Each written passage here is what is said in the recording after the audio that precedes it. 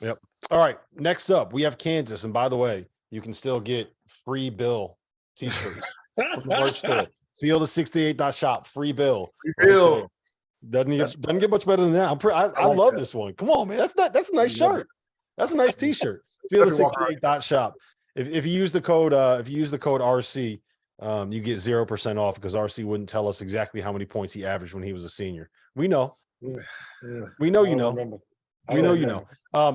So the take here is that when Kansas is making their threes, Jalen Wilson and Kevin McCullough are combined 11 for 23 in the last two games.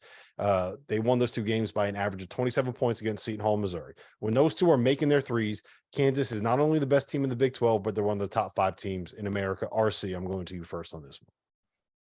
They are, but I don't believe that's in their makeup consistently. I just don't think the DNA of that team, that's not a strength. And when they're making shots, it'll be as simple as they can beat anybody.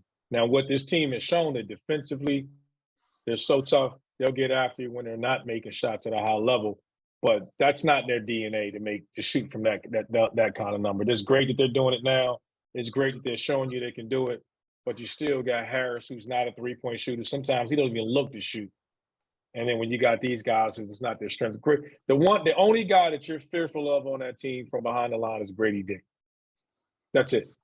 I mean, you look at him and you're like, all right, you got to red him. Can't give him any looks.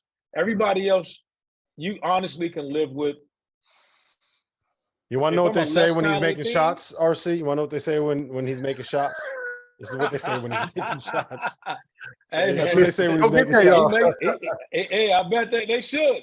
Listen, when he's making shots, it's fun to watch. I mean, with that group, but and that frees him up when those guys will start making shots because it makes it easier. But they're a tough team. We know they're well coached. We know they're going to get after you defensively. They're going to be there in the end. But if they're hitting threes, then nobody's beating them at that point. But I don't believe outside of Grady Dick that's the norm, that you can count on it night in and night out.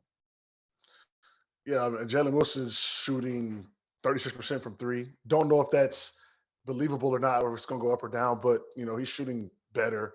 But like you said, that's a team that just when they're hitting, they look good. Even with the Mizzou, there was kind of rumblings, big time game for them, going to be tough for them. They handled them. So they'll be there at the end, but, as a team that has a chance of winning our championship, I don't think you've ever, had a team win where you're like, well, when they're hitting shots, they're good. So there's going to be a game, hopefully not soon in March, where they're going to have to hit some shots, and hopefully they are. Maybe, maybe they won't be. So, it's going to be an interesting run for them behind that arc.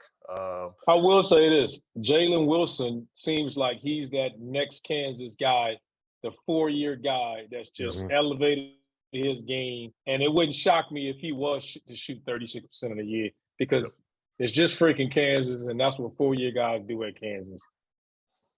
Yeah. When they went into Missouri, you kind of touched on this, John. That was probably the biggest game in Missouri basketball in like the last 10 years since Kim English was there when they lost to Norfolk State in the first round of the NCAA tournament. Sorry, Kimmy. I always got to bring that up. But they went in there and like an hour and a half before the game started, the student section was filled. It was packed. They were loud. They were fired up. And Kansas went in there and just beat the brakes off them. They put 95 on them. They gave them a 30-piece. It's just in a rivalry game like that. Like, what is that? You played in big rivalry games. I mean, when you could do that to an opponent like that, there's nothing better than that. I think Shammond Williams would probably agree too, based off what he was saying at the Final Four last year. RC Kansas, for lack of better words, Kansas snuffed them out early. I mean, early. That crowd was quieted early, and it wasn't even close. And I think that's Bill Self being there, preparing them for the game, motivating those guys, and sometimes having that big rivalry crowd gets you going, gets you locked in a little more. So Missouri should have made the stands a little more empty, man, because those guys probably walked out there and were fired up. You know what I mean? So, and they played like it. They played well. I honestly thought it was going to be a lot closer. I was watching that game because I watched Missouri play Wichita State in that overtime game, and I thought Mizzou wasn't bad. So I thought it was going to be a closer game, but that's what you do as a good team in Kansas. And when it's a team, you go into their house and you take their cookies, man. And that's what they did. Missouri's coming, though. Missouri's coming. They're coming. They got. I think this is a little quicker than maybe even Coach Gates and those guys thought. That team would be as good as they are this early, and we questioned the resume at that point. RC, do you have a problem with that schedule? You said we questioned the resume. I think that was all Jeff Goodman. Jeff Goodman asked a lot of questions about that schedule. I think it's normal when you just starting out like that. I'm okay with the schedule like that when you're trying to change a culture and you're trying to win.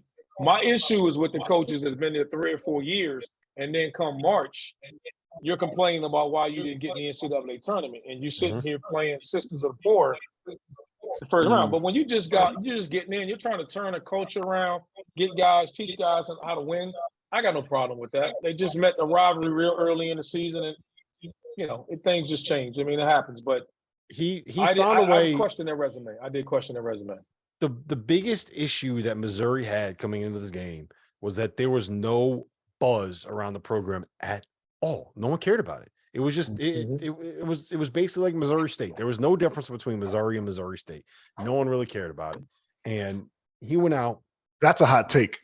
No, but look, they were what, like 5-13 in the SEC. They're not even in the Big 12 anymore. Like, they don't really have any natural rivals in this new conference. There was just no juice there.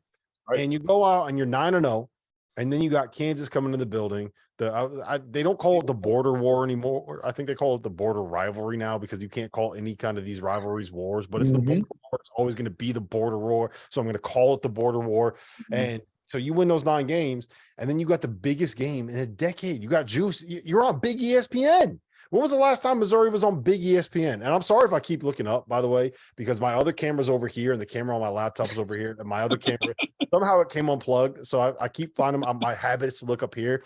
And Dagan keeps texting me. He says, look at your new camera. Look at your new camera. So sorry if I'm doing that. But I think what he did was the right thing. And I know that that's going to be a hot take. And I know that Goodman is probably going to, you're going to see him tweeting about something, maybe jump in the YouTube chat, yelling at me about it. I think that he made the right decision, scheduling easy, so that he could find a way to get some buzz going with the program. Because, John, that's what they were missing. No one cared. He did.